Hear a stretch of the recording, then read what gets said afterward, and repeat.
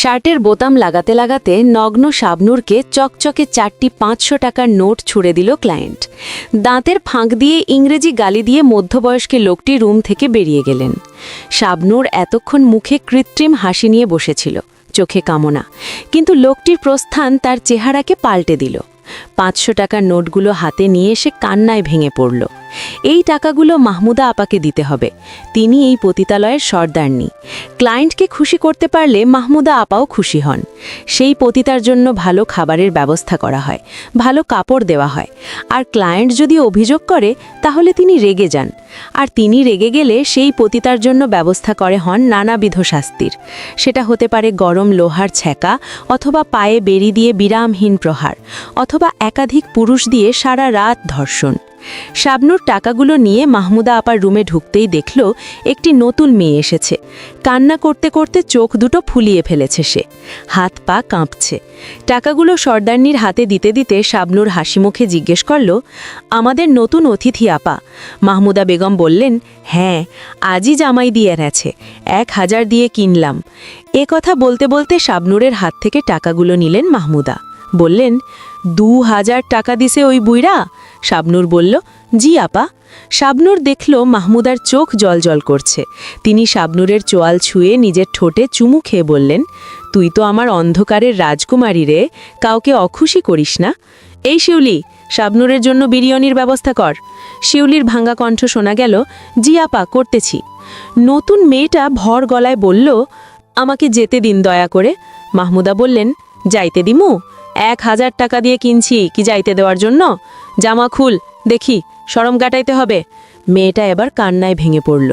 মাহমুদা করুণ চোখে শাবনূরের দিকে তাকিয়ে বললেন, কি বিপদ বল দেখি, এমনে করলেই হইব?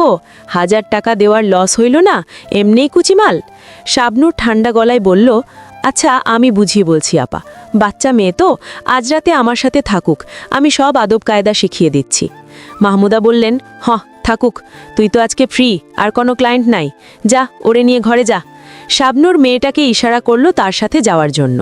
মাহমুদার রুম থেকে বের হয়ে শাবনূর ঘরে ঢোকার সাথে সাথে নতুন মেয়েটি শাবনূরের পা ধরে বসে পড়ল। কান্না করতে করতে বলল, আপু আমাকে দয়া করে যেতে দিন, আমি আজীবন আপনার কাছে কৃতজ্ঞ থাকব, আমাকে সাহায্য করুন। শাবনূর 2 হাত ধরে টেনে মেয়েটাকে দাঁড় করালো। অল্প বয়স মেয়েটার, খুব বেশি হলে বয়স 16 কিংবা 17 হবে। মুখ থেকে কিশোরী ভাব এখনও যায়নি। শাবনূর মুগ্ধ হয়ে কিছুক্ষণ তাকিয়ে রইল, তারপর জিজ্ঞেস করল, নাম কি তোমার? মেয়েটি কাঁপা কাঁপা গলায় বলল, চুমকি। শাবনূর বলল, বাহ, ভারী মিষ্টি নাম, এখানে কি তোমার স্বামী দিয়ে গেছে? চুমকি ছলছল চোখে মাথা নাড়ল। শাবনূর চোখ বন্ধ করে লম্বা শ্বাস নিল, তার চোখও ভিজে উঠেছে। সে বলল, বিয়ে কি পরিবারের সম্মতিতে হয়েছে? চুমকি ফিসফিস করে বলল, না, পালিয়ে বিয়ে করেছি। প্রেমের বিয়ে?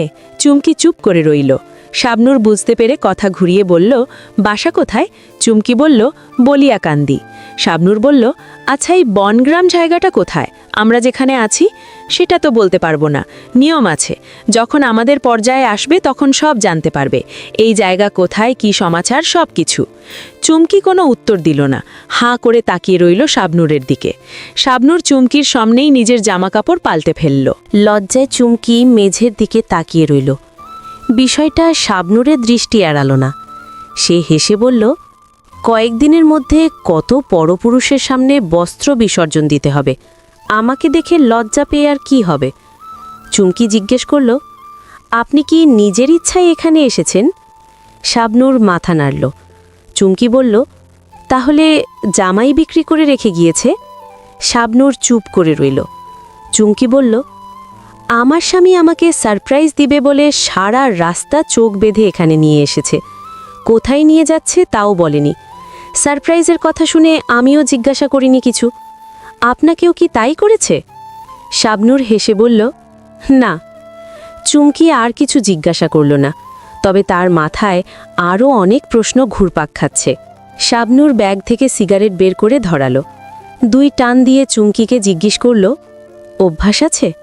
চুমকি বলল, না, স্কুলে বান্ধবীদের সাথে মজা করে একবার 1 টান দিয়েছিলাম, আমি তো কাশতে কাশতে শেষ। এ কথা বলে খিলখিলিয়ে হেসে উঠল চুমকি। শাবনূর সিগারেটের ধোঁয়ার ফাঁক দিয়ে দেখল চোখের পানি নিয়ে হেসে যাওয়া এক অবুঝ কিশোরীকে।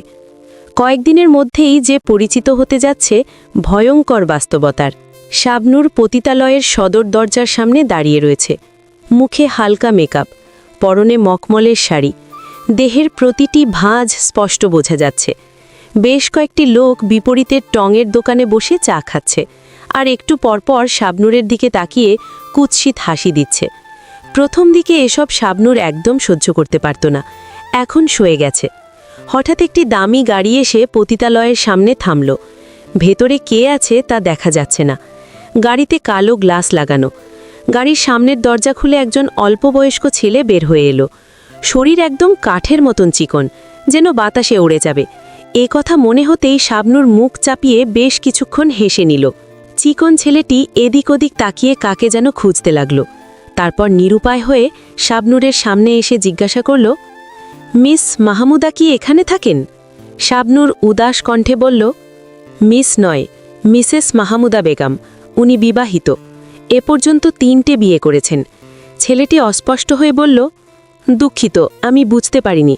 শাবনূর আবার হেসে বলল, জি, এখানেই থাকে, ভেতরে যান। ছেলেটি পকেট থেকে রুমাল বের করে কপালের ঘাম মুছল। শাবনূরের দিকে তাকিয়ে একটু হাসার চেষ্টা করে হন হন করে পতিতালয়ের ভেতর ঢুকল। ছেলেটি ভেতরে চলে যাওয়ার পর শাবনূর আবার মুখ চেপে হাসতে শুরু করল।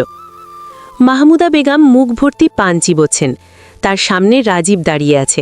মাহমুদা ইশারায় বসতে বললেন। রাজীব অস্বস্তি নিয়ে মাহমুদার সামনে বসল।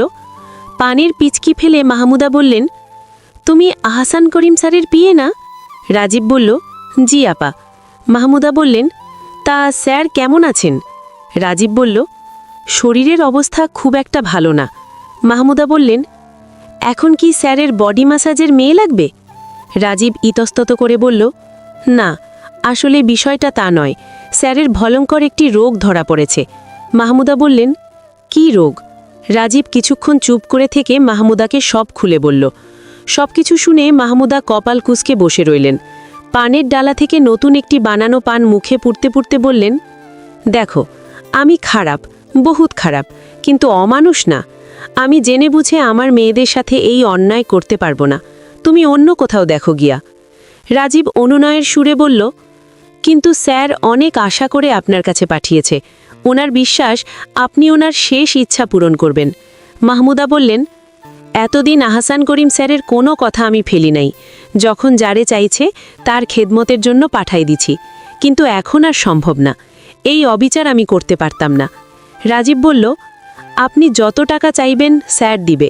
প্রয়োজনে খালি চেক আপনার হাতে দেওয়া হবে, আপনি তাতে টাকার অঙ্ক বসিয়ে নেবেন। মাহমুদা আঙুলে লেগে থাকা চুন দাঁতে লাগাতে লাগাতে বললেন, ঠিক আছে, আমি চিন্তা করে দেখি, কেউ যদি রাজি হয় তাহলে জানাবো। রাজীব ইতস্তত করে বলল, আসলে স্যারের বিশেষ পছন্দ আছে। মাহমুদা ভ্রু কুঁচকে বললেন, মানে? রাজীব বলল, আপনাদের এখানে শাবনূর নামের যে মেয়েটা আসে, স্যারের সেই মেয়েটাকে পছন্দ। মাহমুদা পান চাবানো বাদ দিয়ে হাঁ করে রাজীবের দিকে তাকিয়ে রইলেন। উত্তরে তিনি কি বলবেন বুঝতে পারলেন না। রাজীব মাথা নিচু করে বসে রইল। চারিদিক থেকে অদ্ভুত অদ্ভুত সব আওয়াজ আসছে। মেয়েদের হাসির শব্দ, কেউ কেউ আবার গলা ছেড়ে অশ্লীল গান গাইছে। চাপা আর্তনাদও শোনা যাচ্ছে। এই আর্তনাদ কষ্টের নয়। রাজীবের মনে হচ্ছে সে আর কিছুক্ষণ এই জায়গায় থাকলে দম বন্ধ হয়ে মারা যাবে। চুমকি শাবনূরের ঘরে বসে আছে। সারা রাত তার ঘুম হয়নি। ঢোকরে ঢোকরে কেঁদেছে। শাবনূর এই কোনো কথাতেই তার মনে হয়নি এই জায়গা থেকে ছাড়া পাওয়ার কোনো উপায় আছে। কিছুক্ষণ আগে শিউলি এসেছিল। খুবই অশ্লীল ধরনের একটি পোশাক দিয়ে গেছে। এই পোশাক পরে তাকে মাহমুদার ঘরে যেতে বলা হয়েছে। চুমকি পোশাকটি ছুঁয়েও দেখছে না। সে একমনে আকাশের দিকে তাকিয়ে আছে। হঠাৎ কারো বজ্রকণ্ঠের স্বরে চুমকি চমকে উঠল। পেছন ফিরে তাকাতেই দেখে মাহমুদা বেগম দাঁড়িয়ে আছেন। চুমকি ভয়ে ভয়ে তাকিয়ে রইল। মাহমুদা বললেন, শিউলি জামা দিয়ে গেছে কখন? কাপা গলায় চুমকি বলল, আধ ঘন্টা আগে। মাহমুদা বললেন, জামা পইরা আমার ঘরে আসার কথা ছিল না? চুমকি চুপ করে রইল। মাহমুদা এগিয়ে এসে হ্যাচকা টান দিয়ে চুমকিটে বসা থেকে দাঁড় করালেন। বিছানা থেকে পোশাকটি হাতে নিয়ে চুমকির হাতে দিয়ে বললেন, এটা পরে আমার ঘরে আসবি, 10 মিনিট সময় দিলাম, নইলে আমার চেয়ে খারাপ কেউ হবে না। মাহমুদা শাবনূরের ঘর থেকে বেরিয়ে গেলেন। চুমকির চোখ দিয়ে অনবরত পানি পড়ছে। সে জামা পাল্টে আয়নার সামনে গিয়ে দাঁড়ালো। তাকে অন্যরকম লাগছে, একদম অন্যরকম। অন্য সব মেয়েদের মতো লাগছে না, তাকে সেই মেয়েদের মতো লাগছে যারা সমাজে ঘৃণিত, যাদের পেশা সমাজের কলঙ্ক, যাদের আলাদা কোনো নাম নেই, সবাই একটা নামেই চিনে, আর সেই নাম অত্যন্ত জনপ্রিয় গালির তালিকায়। মাহমুদা শাবনূরের ঘর থেকে বেরিয়ে গেলেন। চুমকির চোখ দিয়ে অনবরত পানি পড়ছে। সে জামা পাল্টে আয়নার সামনে গিয়ে দাঁড়ালো। তাকে অন্যরকম লাগছে, একদম অন্যরকম। অন্য সব মেয়েদের মতো লাগছে না, তাকে সেই মেয়েদের মতো লাগছে যারা সমাজে ঘৃণিত, যাদের পেশা সমাজের কলঙ্ক, যাদের আলাদা কোনো নাম নেই, সবাই একটা নামেই চিনে, আর সেই নাম অত্যন্ত জনপ্রিয় গালির তালিকায়। চুমকিকে জোর করে একটি ছোট ও অস্বস্তিকর পোশাক পরিয়ে একটি ঘরে বসিয়ে রাখা হয়েছিল। কিছুক্ষণ পর দরজা খুলে একজন যুবক ভেতরে ঢোকে। তার আচরণ আর চেহারা দেখে বোঝা যাচ্ছিল সে স্বাভাবিক অবস্থায় নেই। চোখ দুটো লাল, শরীর থেকে তীব্র গন্ধ বের হচ্ছিল। চুমকি ভয়ে বিছানার এক কোণায় সরে গিয়ে দেয়ালের সাথে নিজেকে গুটিয়ে রাখে। লোকটি তাকে দেখে অদ্ভুতভাবে হাসতে থাকে এবং ধীরে ধীরে তার দিকে এগিয়ে আসে। দরজা বন্ধ করে সে চুমকির পাশে বসে, যা দেখে চুমকির ভয় আরও বেড়ে যায়। তার চোখ দিয়ে পানি পড়ছিল, শ্বাস নিতে কষ্ট হচ্ছিল। লোকটি চুমকির খুব কাছে আসার চেষ্টা করছিল, কিন্তু চুমকি বারবার নিজেকে সরিয়ে নিচ্ছিল এবং প্রতিরোধ করছিল। পরিস্থিতি দ্রুত খারাপের দিকে যেতে থাকে। লোকটি জোর করতে চাইলে চুমকি সর্বশক্তি দিয়ে বাধা দেয়। এক পর্যায়ে সুযোগ পেয়ে সে লোকটির হাতে কামড় দেয়। হঠাৎ আঘাতে লোকটি পিছিয়ে যায়। এই সুযোগে চুমকি দ্রুত দরজা খুলে ঘর থেকে বেরিয়ে পড়ে এবং প্রাণপণে দৌড়াতে শুরু করে। পতিতালয়ের বাইরে যাওয়ার রাস্তা সে ঠিকমতো চিনত না, শুধুমাত্র শাবনূরের ঘরের আশেপাশের জায়গাটুকুই তার পরিচিত ছিল। তবুও বাঁচার তাগিদে সে ছুটে চলতে থাকে। সে কোনো দিকে না তাকিয়ে দৌড়াতে লাগলো।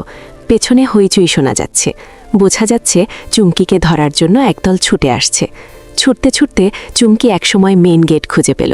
ওই তো কাঁচা রাস্তা দেখা যাচ্ছে, রিক্সা চলাচল করছে। চুমকি আনন্দে আত্মহারা হয়ে গেল। কোনো দিক না তাকিয়ে সে মেন গেটের দিকে ছুটতে লাগলো। হঠাৎ অসাবধানতাবশত একটি ইটের টুকরায় হোঁচট খেয়ে চুমকি পড়ে গেল। পেছনের হইচই ধীরে ধীরে স্পষ্ট হচ্ছে। চুমকি দেখল সে মেন গেট থেকে মাত্র কয়েক ফুট দূরে। সে উঠে দাঁড়ানোর চেষ্টা করল, কিন্তু পারল না। মনে হয় পা মচকে গেছে। সে মাথা ঘুরিয়ে পেছনে তাকিয়ে দেখল মাহমুদা তার ছেলে পেলে নিয়ে এদিকেই তেড়ে আসছে। চুমকি চিৎকার করে উঠল, হাতে ভর করে সামনে এগিয়ে যাওয়ার চেষ্টা করতে লাগল। চুমকির কান্নায় আকাশের মেঘগুলো যেন থমকে গেছে। বাতাসে বেগ নেই, নারিকেল গাছে বসে থাকা পাখি দুটো কিচিরমিচির করে ডাকছে না। মেন গেট আর চুমকির মাঝে ব্যবধান মাত্র কয়েক ইঞ্চি। চুমকি কাপা হাত দিয়ে গেট স্পর্শ করার চেষ্টা করছে। ঠিক সেই মুহূর্তে কেউ একজন তাকে পাকড়াও করে নিল। চুমকি নিজেকে ছাড়ানোর চেষ্টা করল না, সে জানে আর কোনো লাভ নেই। মেন গেটের সাথে তার দূরত্ব ধীরে ধীরে বাড়তে লাগল। সে ঝাপসা চোখে গেটের দিকে তাকিয়ে আছে। মাহমুদা অনবরত গালি দিয়ে যাচ্ছে তাকে। 100,000 টাকা দিয়ে কিনছি এসব দেখার জন্য। জামাইয়ের সংসার করে খাইতে পারে নাই, খালি সেলফ সবসময়। এই ভুলের কোনো ক্ষমা নাই। এই রফিক, ওরে আমার ঘরে নিয়ে যা, ব্যবস্থা একটা তো করেই লাগবো আজকে। রফিক মাথা নেড়ে চুমকিকে নিয়ে ঘরে চলে গেল। শাবনূর এতক্ষণ ক্লায়েন্টের সাথে ছিল। ক্লায়েন্ট বিদায় দিয়ে এসে তার রুমে যাওয়ার সময় দেখল মাহমুদা গনগনে লাল রড নিয়ে নিজের রুমে ঢুকছেন। শাবনূর এক মুহূর্ত দেরি করল না, দ্রুত পায়ে নিজের ঘরে ঢুকল। না, এখানে তো চুমকি নেই। সে নিজের ঘর থেকে বের হয়ে পা চালিয়ে মাহমুদার ঘরে যেতে লাগল, কিন্তু ততক্ষণে অনেক দেরি হয়ে গেছে। দরজার সামনে পৌঁছাতেই চুমকির আর্তনাদ শোনা গেল। শাবনূর পর্দা ভাগ করে দেখল চুমকির 2 পায়ের তলায় গরম রডের ছ্যাঁকা দেওয়া হয়েছে। মেয়েটা কাঁচা কবুতরের মতো ছটফট করছে। রফিক আর চিল্লু তার হাত এবং পা ধরে রেখেছে। শাবনূর কিছু বলল না, ধীর পায়ে সে নিজের রুমে চলে এলো। বিছানায় পা তুলে বসল। শাবনূরের পায়েও গরম রডের ছ্যাঁকার দাগ আছে, তবে এটা পুরনো, দেখেই বোঝা যায় প্রায় 1 বছর আগের। চুমকির গায়ে জ্বর পড়ে যাচ্ছে, সে রীতিমতো কাঁপছে। শাবনূর তার পাশে বসে জলপট্টি দিয়ে দিচ্ছে। শাবনূর চুমকির মাথায় হাত বুলিয়ে দিতে দিতে বলল, পাগলি মেয়ে, কেন এভাবে বের হয়ে যেতে গিয়েছিলি? এখানে এসব করা যাবে না, ওরা মেরে ফেলবে তোমাকে। চুমকি একগাল হেসে বলল, বেঁচে থেকে এই কাজ করার চেয়ে মরে যাওয়াই তো ভালো আপু। তখন যদি বাবা মায়ের কথা শুনতাম, যদি পালিয়ে গিয়ে বিয়ে না করতাম। বাবা ঠিক বলতেন আমার স্বামীর কথা, ছেলে ভালো না, নেশা করে। বিশ্বাস করিনি। তোমার মা বাবার সাথে কথা হয় না? চুমকি বলল, মার সাথে হয়, বাবা রাগ করে কথা বলেন না। তোমার বয়সও তো অল্প, পড়াশোনা? চুমকি বলল, ইন্টার ফার্স্ট ইয়ারে পড়ি। চুমকি কিছুক্ষণ চুপ করে থেকে শাবনূরের হাত ধরে বলল, আপু, আমাকে এই জায়গা থেকে বের হতে সাহায্য করো প্লিজ। প্লিজ আপু, আমি এখানে বাঁচতে পারবো না, আমি মা বাবার কাছে যাব। এমন সময় রুমে পারুল প্রবেশ করল, হাতে জ্বরের ওষুধ। চুমকি শাবনূরের হাত ছেড়ে দিল। পারুল বলল, নাও ওষুধটা খেয়ে নাও চুমকি। চুমকি বলল, না। পারুল বলল, জেদ দেখে লাভ হবে না, ওষুধ খেয়ে নাও। চুমকি কথা না শোনার ভান করে রইল। শাবনূর বলল, আচ্ছা পারুল, রেখে দাও, আমি খাইয়ে দিচ্ছি। পারুল ওষুধ টেবিলের ওপর রাখতে রাখতে বলল, একটা কথা শুনলাম শাবনূর। শাবনূর ভ্রু কুঁচকে বলল, কি কথা? পারুল বলল, আহসান করিম সাহেবের নেক্সট পছন্দ তুই। সে তোকে চায়, তার জন্য নাকি খালি চেক মাহমুদা আপার হাতে ধরিয়ে দিতেও রাজি হয়েছে। যত খুশি তত অ্যামাউন্টের টাকা ভরতে পারবে সে। শাবনূর অবাক হয়ে বলল, কি বলিস এসব? আর এ খবর এখনো আমার কানে আসলো না? পারুল বলল, আসেনি, তার কারণ আছে। শাবনূর বলল, কি কারণ? পারুল চুমকির দিকে একবার তাকিয়ে বলল, বাইরে আয় বলছি। শাবনূর পারুলের সাথে বাইরে গেল। কিছুক্ষণ পর ফিরে এলো। চুমকি অচেতনের মতো পড়ে রয়েছে। শাবনূর তার মাথায় হাত বুলিয়ে দিতে লাগল। কি পবিত্র লাগছে মেয়েটিকে দেখতে। শাবনূর আহসান করিম সাহেবের বাড়ির ড্রয়িং রুমে বসে আছে। পরনে জর্জেটের পাতলা শাড়ি, হাত কাটা এবং বড় গলার ব্লাউজটি স্পষ্ট বোঝা যাচ্ছে। রাজীব বারবার তার চোখ সেদিকে চলে যাচ্ছে। শাবনূর আর তাতে কোনো মাথা ব্যথা নেই। তাকে 1 কাপ দুধ চা খেতে দেওয়া হয়েছে, সাথে কেক, বিস্কুট, চানাচুর এবং 3 পদের মিষ্টি। রাজীব তার সামনে দাঁড়িয়ে আছে। শাবনূর বলল, আপনি দাঁড়িয়ে আছেন কেন? বসুন। রাজীব মাথা নেড়ে বলল, না ম্যাডাম, আমি বসবো না। আহসান করিম সাহেবকে বলেছি আমি এসেছি। শাবনূর বলল, বলা হয়েছে? রাজীব বলল, জি স্যার, এক্ষুনি চলে আসবেন, আপনি দয়া করে আর একটু অপেক্ষা করুন। শাবনূর সম্মতি জানালো। সে চায়ের কাপ ছুঁয়েও দেখেনি। ছুঁয়ে দেখবে কিনা তা নিয়ে দ্বিধাদ্বন্দ্বে ভুগতে লাগলো। অথচ এসব চা নাস্তা তাকেই খেতে দেওয়া হয়েছে। রাজীব বলল, ম্যাডাম, চা ঠান্ডা হয়ে যাচ্ছে, আমাদের চা বানানোর খালা অনেক ভালো চা বানায়, টেস্ট করে দেখুন। শাবনূর চায়ের কাপ হাতে নিতে নিতে বলল, চা বানানোর খালা মানে? রাজীব বলল, এ বাড়িতে বড় কাজের জন্য আলাদা আলাদা মানুষ নিয়োগ করা। যে চা বানায় তার কাজ শুধু চা বানানো। সকালের নাস্তার জন্য আলাদা বাবুর্চি, দুপুরের জন্য আলাদা, রাতের জন্য আলাদা। শাবনূরের খুব ইচ্ছে করল জিজ্ঞেস করতে কফি বানানোর জন্য আলাদা কাউকে রাখা হয়েছে কিনা, কিন্তু সে কোনো প্রশ্ন করল না। চায়ের কাপে চুমুক দিল। ঠিক সেই সময় আহসান করিম প্রবেশ করলেন ঘরে। শাবনূর চায়ের কাপটি টেবিলে রেখে উঠে দাঁড়ালো। তিনি হো হো করে হেসে উঠলেন। আরে বসো বসো, দাঁড়াচ্ছ কেন? আমি কি মন্ত্রী নাকি মিনিস্টার নাকি অন্য কিছু? বসো। শাবনূর বসল। আহসান করিম রাজীবের দিকে তাকিয়ে ইশারা করতেই সে বের হয়ে গেল। আহসান করিম বললেন, রাজীব বলল তুমি এখানে এসেছ, মাহমুদা নাকি জানে না? শাবনূর মাথা নাড়ল, জি। আহসান করিম বললেন, তুমি আমার নাম্বার খুঁজে পেলে কিভাবে? শাবনূর বলল, আপনার ভিজিটিং কার্ড থেকে। মাহমুদা আপার ঘরের ড্রয়ারে ছিল, চুরি করে নিয়েছি। আহসান করিম বললেন, স্মার্ট লেডি। কিন্তু আমাকে একটা কথা বলো শাবনূর, তুমি তো অবশ্যই সব কিছু জানো, তারপরেও কেন রাজি হলে? শাবনূর বলল, বিনিময়ে আপনার কাছে অবশ্যই কিছু চাইব। দেওয়া এবং নেওয়ার সম্পর্ক ছাড়া কোনো সম্পর্কই এই পৃথিবীতে বিদ্যমান নয়। আহসান করিম আবার হো হো করে হেসে উঠলেন। বললেন, চাওয়ার পরিমাণটা অবশ্যই আকাশচুম্বী। শাবনূর বলল, না, খুবই সাধারণ একটি চাওয়া, আপনি চেষ্টা করার আগেই পারবেন। আহসান করিম বললেন, ঠিক আছে, হয়ে যাবে, ধন্যবাদ। আহসান করিম বললেন, তোমাকে দেখেই বোঝা যায় অনেক ভালো পরিবারের মেয়ে ছিলে, এ অবস্থা হলো কি করে? শাবনূর বলল, প্রেম করে বিয়ে করেছিলাম, পরিবারের বিরুদ্ধে গিয়ে। আহসান করিম খসখস করে দাঁড়িয়ে চুলকিয়ে বললেন, তোমার পরিবার থেকে কোনো পদক্ষেপ গ্রহণ করেনি? শাবনূর বলল, বাবা এই ধাক্কাটা নিতে পারেননি, তার প্রেশার বেড়ে যায়। আমি পালিয়ে যাওয়ার দ্বিতীয় দিন তিনি মারা যান। বাবা মারা যাওয়ার পর আমার মাও আমার সাথে যোগাযোগ বন্ধ করে দেন। আহসান করিম বললেন, আর তোমার স্বামী? শাবনূর বলল, সেই সুযোগকে কাজে লাগিয়ে আমাকে বিক্রি করে দেয়। আমার গয়না, বাড়ি, জায়গা জমি সব বিক্রি করে দেওয়ার পর আমি বাকি ছিলাম, তাই আমাকেও বিক্রি করে দিয়েছে। যারা নেশা করে তাদের কাছে বইয়ের চেয়ে বোতল বেশি দামি। আহসান করিম কিছুক্ষণ চুপ করে রইলেন, তারপর বললেন, মদ খাওয়ার অভ্যাস আছে? শাবনূর বলল, আছে। আহসান করিম বললেন, আমার বাড়িতে ছোট্ট একটি বার কর্নার আছে, যেতে চাও? শাবনূর বলল, যেতে চাই।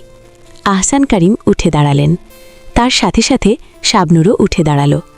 সে আহসান করিমকে অনুসরণ করে তার সঙ্গে এগোতে লাগল।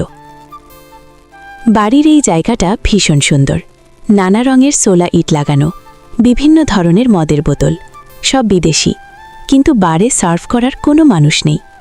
শাবনূর চারিদিক দেখতে দেখতে জিজ্ঞেস করল, আপনার পিএ বলেছিল এ বাড়িতে সব কাজের জন্য আলাদা আলাদা লোক রয়েছে, কিন্তু বারে সার্ভিংয়ের জন্য কেউ নেই?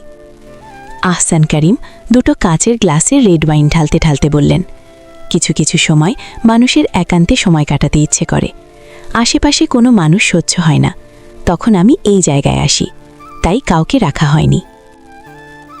দুটো কাচের গ্লাসে অর্ধেক করে ওয়াইন ঢেলে রাখা, দূর থেকে বেশ সুন্দর লাগছে দেখতে। শাবনূরের ওয়াইন খেতে ইচ্ছে করছে না, তবু সে ইচ্ছার বিরুদ্ধে গ্লাস হাতে নিল। আহসান করিম জিজ্ঞেস করলেন, আচ্ছা তোমার কি মনে হয় মানুষ একা বাঁচতে পারে, বন্ধু ছাড়া, সঙ্গী ছাড়া? শাবনূর অন্যদিকে তাকিয়ে বলল, পারে, তবে ছেলেরা মানুষ সবচেয়ে বেশি একা বোধ করে বিছানায়, তখন তার সঙ্গীর প্রয়োজন হয়, খুব প্রয়োজন হয়। আহসান করিম শাবনূরের দিকে তাকিয়ে আছেন। মেয়েটা সুন্দর, ভয়ঙ্কর সুন্দর।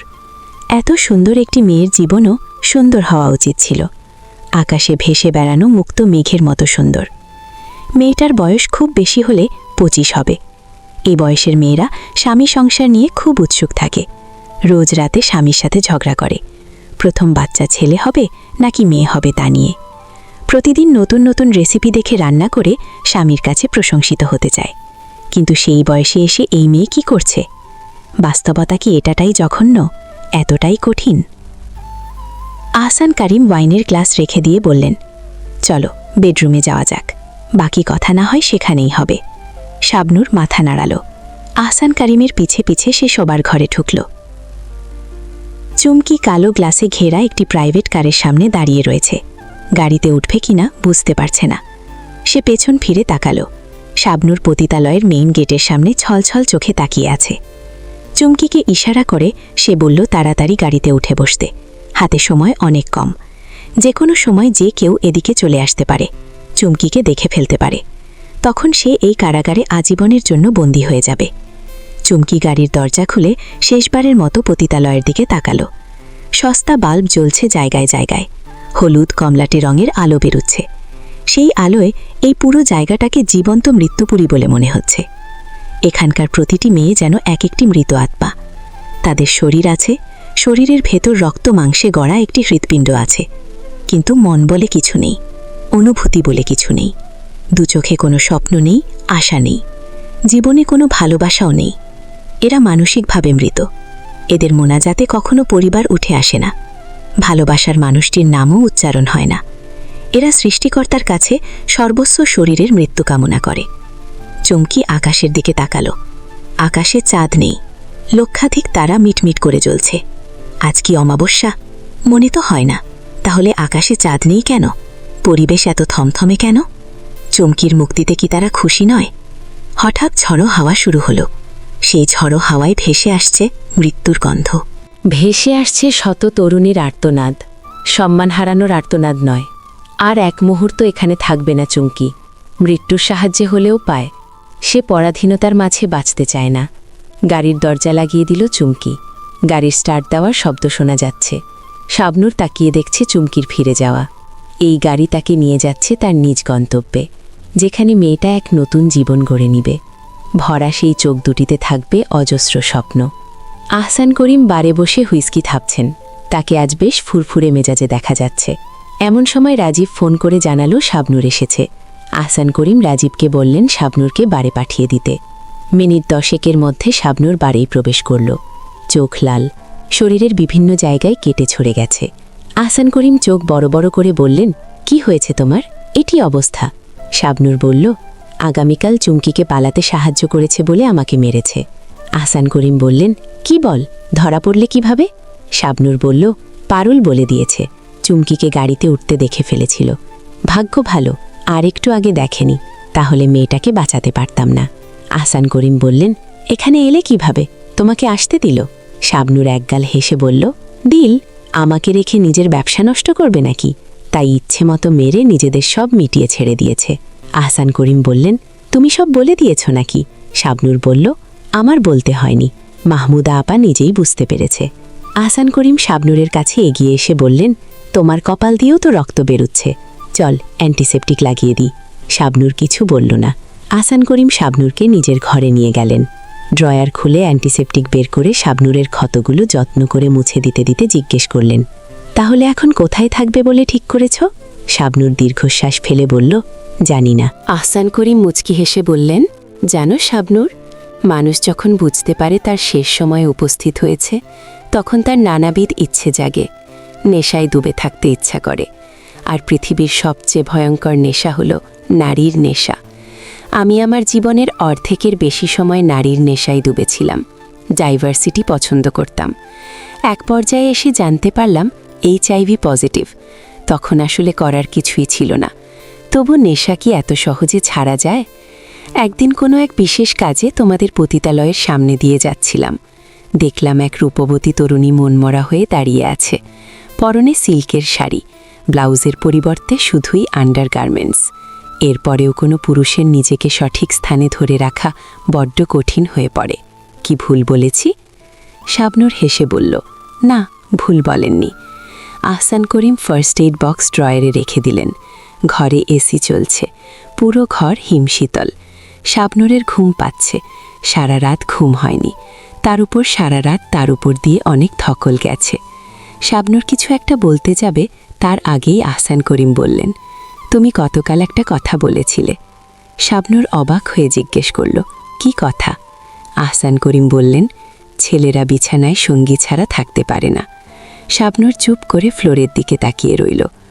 আহসান করিম হেসে বললেন, আমার হাতে সময় অনেক কম শাবনূর, কিন্তু তোমার কিচ্ছু হবে না। আমি এমন কিছু করিনি যাতে আমার জন্য তুমিও এই অভিশাপ শরীরে বয়ে বেড়াও। তুমি বাঁচবে, আরও 100 বছর বাঁচবে। শাবনূরের চোখ ভিজে উঠল। আহসান করিম বললেন, একজন পুরুষ তার শেষ সময় বিছানায় সঙ্গী ছাড়া থাকতে পারে, কিন্তু একসাথে সূর্যাস্ত দেখার জন্য হলেও ভালো কোনো বন্ধুর খুব প্রয়োজন বোধ করে। তুমি আমার সেই বন্ধু হবে শাবনূর? শাবনূর বলল, হব। আহসান করিম টেবিলের উপর থেকে টিস্যু নিয়ে নিজের চোখ মুছলেন। কতদিন পর তার চোখের পানি এসেছে তিনি নিজেও জানেন না। বাড়ির ছাদে নানাবিধ ফুলের গাছ, ঠান্ডা বাতাস, দূরে একটি পাখির ছাক উড়ে ভাসতে ভাসতে দিগন্তে মিলিয়ে গেল। পশ্চিমে সূর্য হেলে পড়েছে। আহসান করিম এবং শাবনূর পাশাপাশি দাঁড়িয়ে আছে। কয়েকটি পাখি তাদের সামনে দিয়ে উড়ে গেল। আহসান করিম দীর্ঘশ্বাস ফেলে বললেন, কি সুন্দর, তাই না? শাবনূর মাথা নাড়াল। সূর্যটা অর্ধেক ডুবে গেছে। কিছুক্ষণের মধ্যেই অন্ধকার নেমে আসবে চারিপাশে। তবে যেখানে অন্ধকার হয় সেখানেই নতুন প্রভাতের দেখা মেলে।